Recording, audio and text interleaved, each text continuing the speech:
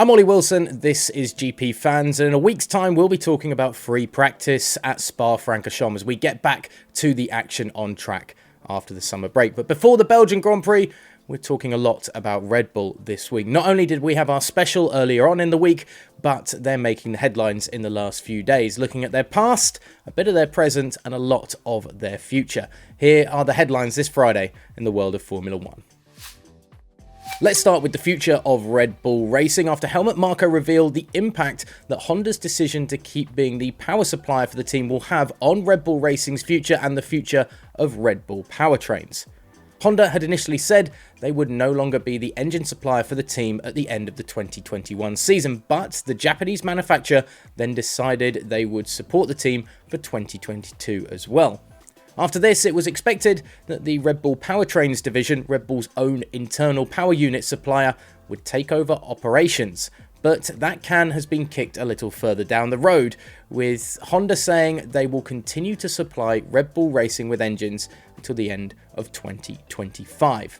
The plan to assemble engines on their own for Red Bull, according to Marko at least, would have been an absolute nightmare, with the team having to source spare parts and components, with 90% of those coming from suppliers based in Japan anyway. This now won't be a problem, with a relieved Marko saying, "Thank God that has been revised, because that would have become a technical, logistical and linguistic problem. Now Honda is making the engines until the end of 2025. The move from Honda comes with the added bonus as well that Red Bull Powertrains will have all the concessions that will come with being a brand new engine supplier when the new engine regulations come into play in Formula One in 2026. Good news then for Red Bull Racing.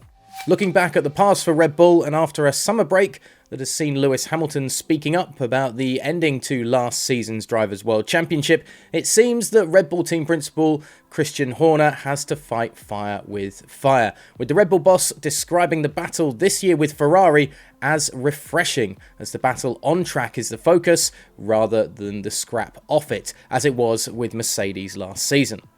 Last year's title battle was indeed fought outside of the track limits on more than one occasion, with the debate around rear wings, radio messages, and drivers pushing the limit of what is fair and legal when overtaking, and so much more spooled over into the papers and the discussion in the paddock on TV and radio.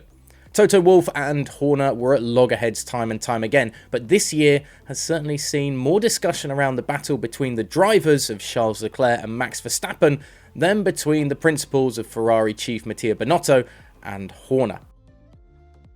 It's very different, Horner told GP Fans when discussing the championship battle this year. I think that the racing between Charles and Max so far has been outstanding, and it's been close and hard but fair. On last season's championship battle, the Red Bull boss added, "It was frustrating that there was an awful lot going on behind the scenes, and of course, as we were establishing new powertrains business as well, that only heightened the tension. It felt like a heavyweight fight obviously last year throughout." So last year was tough and grueling for Red Bull, but this season seems to be going a little smoother, at least for the Milton Keynes based team. But is it because they're just enjoying a healthy lead in the Drivers' and Constructors' Championship? Let us know in the comment section below if you feel it would be getting nastier between Ferrari and Red Bull if the battle was a little closer. And of course, we'll continue to build up all of next week into the Belgian Grand Prix here at GP Fans.